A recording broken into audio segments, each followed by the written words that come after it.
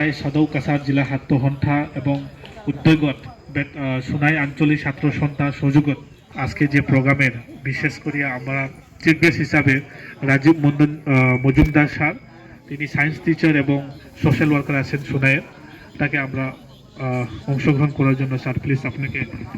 Please ma'am আহ্বান খুব আপনাকে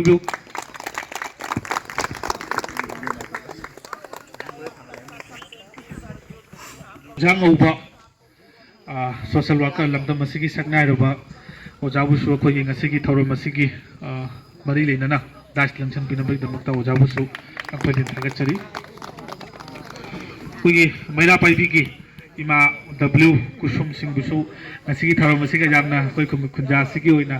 khoi gi ima maira paibi busu langchan pinabek dam nonu sing jari khoi gi oja nongthampham dhiren singh district secretary Manipuri Sahitya Parishad Assam ki ojabusu masigi thoro masiga mari lenin langchan binabik dam nonu singjari koigi jamna maru eba masigi thoro masigi first koigi prize ko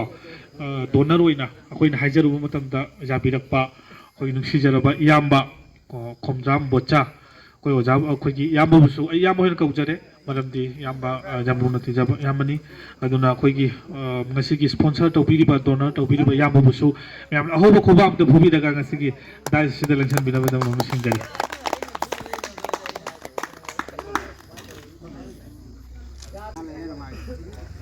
koigi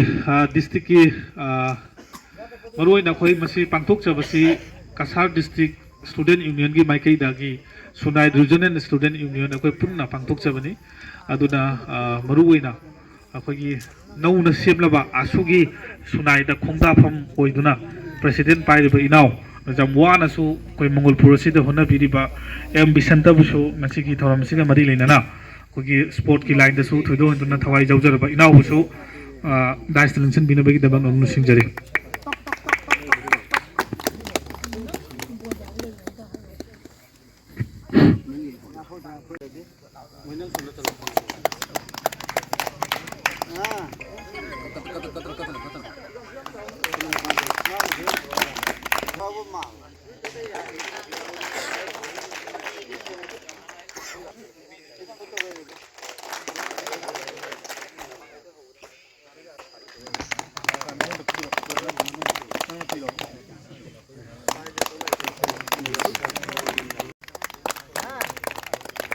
yam nungai jelsin opuna ngasigi maruina sanaroi sing puna maki mafamda chief guest ka myang guluina daga oja kaino pangthok dariba thoram masibu ahanu maktada soidangamdana sanabasi mapung phan binabai damakta lamdam sibu kolibai sordaina kuramjari ani subada ngasigi chaukatlaba samas asida sanabana kayamuk jamna maruoi bage haibado aina amuk makha tana ngangrabso mayamna hena khangirabaduni ai jamna haraujai ngasi maruaina All Assam Students Union gi executive members hoiriba objectna All Assam Manipuri Students Union gi president maru makok koina pubiriba ibo Krishna Mohan gi lamjing makhada pangthuiba ngasigi All Assam Students Union na pangthuiba aikoi gi badminton competition asi asuki matik aina haraujai ai thamoi nungdagi ai samaj ki joiba amasung haureiba sanaroi singi jamna nouba ithin nama pibani haidna aina pondok sei ishorni upamda hai sanabasi pung phan bi aina ina mukasu puramjaraga ngasi gi ma ai tartagi aina miyam da jai paugel pijari. Thank you. First of all, I would like to thank the organizer who are conducting these sports activities. As we all know that sports can help prevent our ailments like arthritis, heart issues, etc. And sports especially promotes brotherhood and it increase the value of our life. From Jerry, I thodono shudu kyam na shungang ba haijade. Adumo mayam na ibu hajabi na mafam mamsi kosan bigi su nungai yai phare. Aduga angang sing magai puno madi lakpa mayam che sanaroi ba mayam che yam nungai jere noi na simai na tawbiri che chakot na ba adugi mayam da aina ngangi sisina loisan jarage korne. जेंगनबा लिंबिरगिबा EMI बिन प्रमुख खुमजरी अखोय ओजा कृष्णमोहन इनाव कृष्णमोहन ना ngasi जिंजे लांगिया दुदना programme मचो बुंफान बिनबे दमतन बे प्रमुख खुमजरी thank you All Assam Student Union na siliba badminton tournament si aina tajabada khangjarakpadadi akhoi khungangda nataga kasar lamge mitin tabu khungangsingda handa kisna han boina ui ada si jamna akhoi chauthok chaningai ni maramdi Assam da leiriba student organization myang manungda jamna chauba amasung jamna thabak suba lebak ki amasung myang mi damakta khanduna Assam sagi kaya ojaba kya thadok laga akhoi Assam gi amasung India gi damakta honariba organization namani asi organization asigi akhoi gi Kasar district ki student ngi president oriba kunjama Krishnamohan aduga central committee ki su executive member oriba naha asina akhoi gi damakta mitei amasung Kasar da leiriba miyam gi damakta asuga kamai chaminaba jagadagi haidagi wakhalonda asiga tournament si tawbani masi ina thajai aduga aina haningbadi akhoi gi sana khona baibasi akhoi polakpati gi haitare hingliba makai akhoi gi aksang sajil sinam darkar tai ar sajil asigi jamna discipline oyo mong na samukpase akhoi sports ni games and sports ni hojikti sports se makhal makhal mong da sana duna aksang panawi myam na kan honari aduga maruina akhoi gi naharon singda aina message am thamning madudi akhoi si mamang ida lerambaga hojika ra khena bai mongna ure akhoi gi mission election lakpana ga dawri team bhajana akhoi game ama sana bagi players thok doi monga mowi volleyball gi oro football gi oro 11 players daga team mari manga thoktuna choba competition ama khungang ama dagi aitare lekai ama dagi mamang ida thom madu hojik mission list pona mara modu du thorak tare masu oragasu akhoi khara leiriba sidi saigi mission lecture ragasu akhoi na sana bajaba sports events mayam de akhoi na khalaga akhoi lepna sana bai dakar matai hachang babaga sajani da maile ne ingle min hai nei best friend je kana noina ayo dum khan mada like to swai je best friend si akhoi gi brain jorame akhoi mi gi brain se ai brain se gi best friend aina aigi wakhan khanmanga miba aina lepanga miba warep mayam masi aigi brain lepani ada aigi brain asi phanmi damakta aigi best friend asi phanmi damakta aina hachang sajin mathau tai the health airega ko na kali se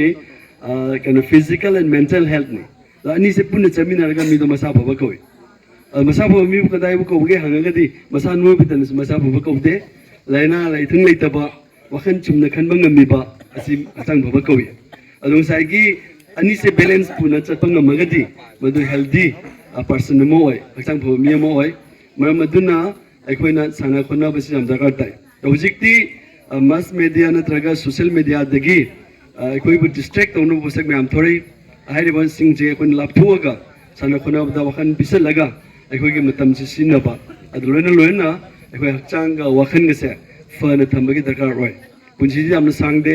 chei chamung ne hainei cham sidasu chahi humutara marfu suragadi akoi wakhan khan bagi se ken faculty se tamna tamna handare decline ore maramachna si matam bromta hingai gi wakhan lobsing leina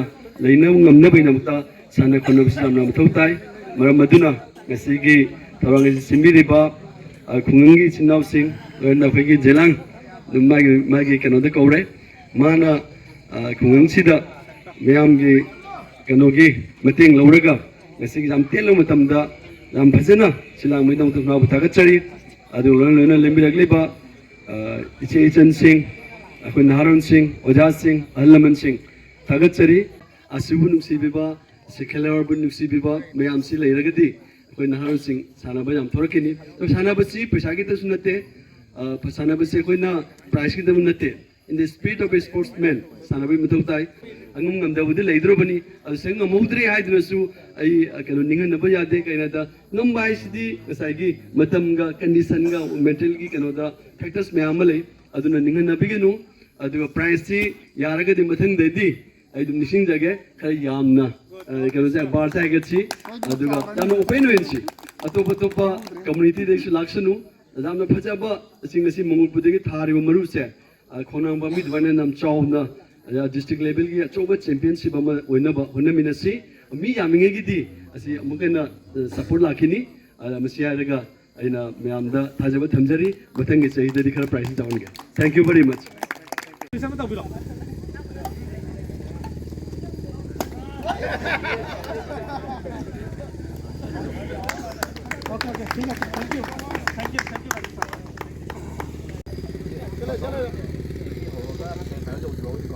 loan सेम साधन लघु हाबिसी सिंजलंगरी बिसिंगी मागी दिगे loan नि सिंजरी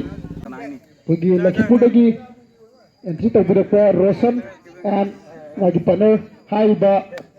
मखो निय Sissu करिगुंबा ground थुंगलब लगदे अबुत officer report तबुन नि सिंजरी निनेना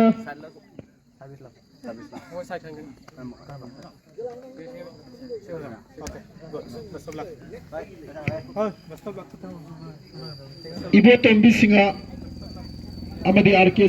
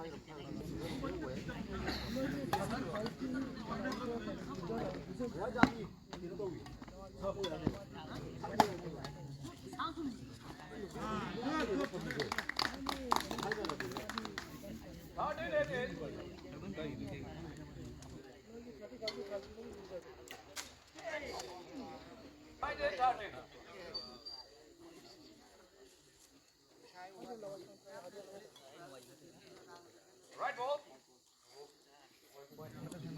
Yeah, ball, Tartan.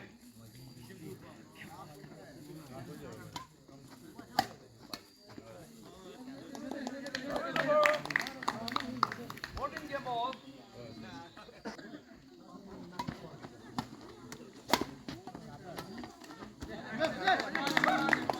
21-14 up.